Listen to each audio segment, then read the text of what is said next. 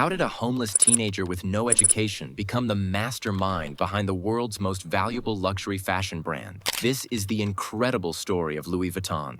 Louis didn't just create a brand, he built a legacy. So, get ready to be inspired as we dive into the journey of the man who dared to dream bigger, work harder, and change the game forever. Let's get started. Louis Vuitton's story begins in a small village in France. Now, Louis grew up in conditions most of us today can't imagine.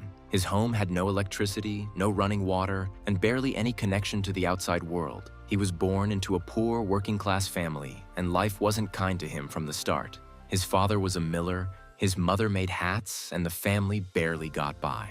The tough conditions taught Louis one thing early on, and that was survival.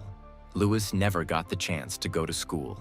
Instead, he worked on the family farm from a young age to help provide for the household. And just when life seemed tough enough, tragedy struck. His mother passed away when Louis was only 10 years old. To make matters worse, his father remarried and Louis's stepmother turned out to be nothing short of a nightmare. She was cruel and treated Louis harshly. The constant fights and emotional abuse traumatized the young boy.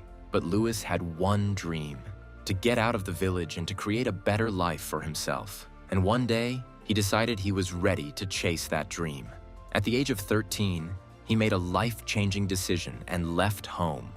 With no money and no plan in mind, Louis set off on a long journey to Paris. The distance from his village to Paris was about 225 miles, and it took him over 2 years to complete the journey. It wasn't an easy trip at all.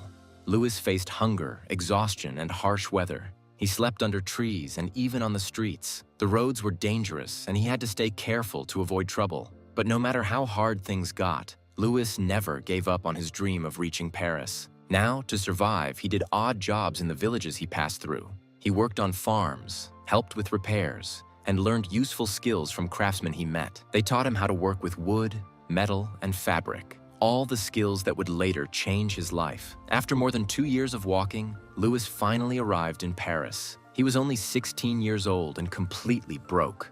He was immediately impressed by the busy streets, impressive buildings, and lively culture. But he soon realized that life in the big city wasn't going to be easy. Jobs were hard to find, and there was a lot of competition.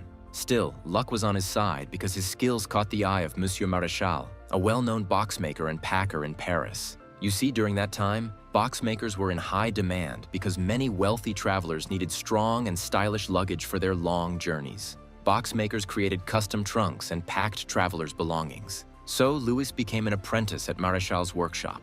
He worked long hours, making custom boxes and packing items for customers. With time, his careful work and creative ideas quickly made him stand out, and Louis became known for his skill and innovation.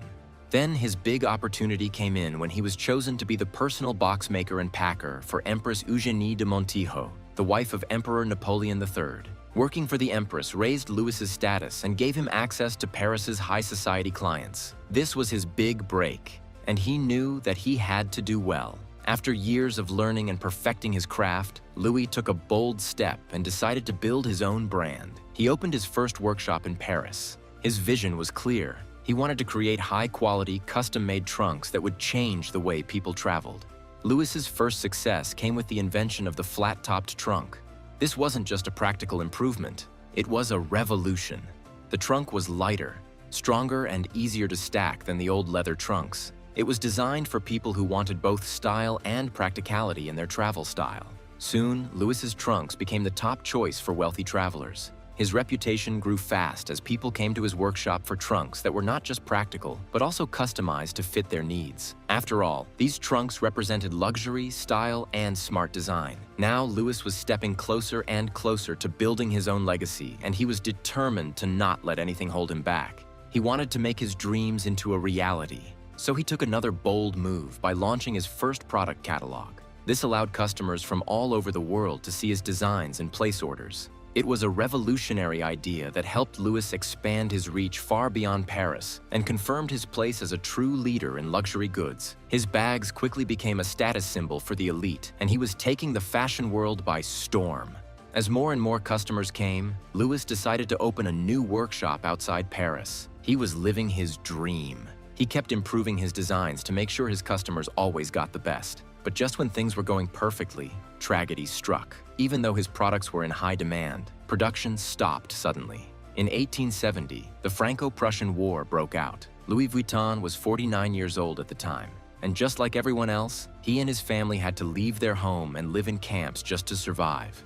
Food was nowhere to be found, and they came close to starving. When the war ended, Louis returned home only to find that everything he had worked for was gone. All his workshops had been destroyed, and nothing was left. His dreams, his hard work, and his empire had all been wiped away.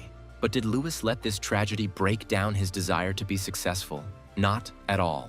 Louis was a fighter. He rebuilt his workshop from scratch with whatever savings he had left. You see, at that time, there were many shops available for rent and property prices had dropped a lot. Louis didn't miss the opportunity and opened a new shop in a prime location in Paris right next to the railway station. Since many of his customers traveled by train and stayed in hotels, this new location made it easy for them to stop by and buy luggage. Louis continued to work hard on improving his designs. He came up with new bag styles that were even more beautiful than before.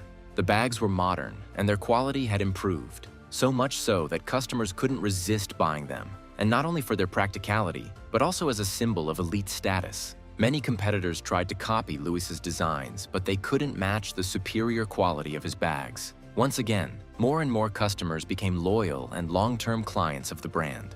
Louis expanded his business then and opened a shop in London and started to receive orders from even royalty. His empire was rebuilt now stronger than ever.